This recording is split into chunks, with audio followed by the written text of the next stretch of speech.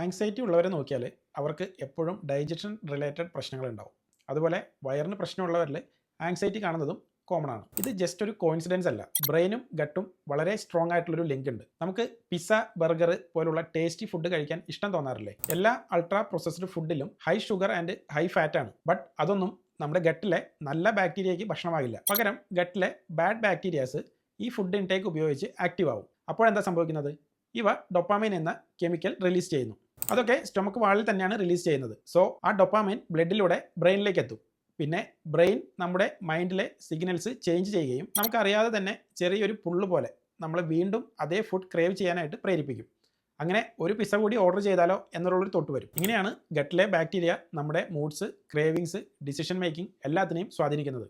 അത്രയും സ്ട്രോങ് ആണ് ഗട്ടിലെ ബാക്ടീരിയയുടെ പവർ. നമുക്ക് തോന്നുന്ന ആകാംക്ഷകൾ, ആങ്സൈറ്റി, മൂഡ് സ്വിങ്സ് ഇതൊക്കെ ബ്രെയിനിൽ നിന്നാണെന്ന് നമുക്ക് തോന്നാറുണ്ട്. പക്ഷേ പലപ്പോഴും ഈ ഡിസിഷൻസിനെ നിർണ്ണയിക്കുന്നത് നമ്മുടെ ഗട്ടാണ്.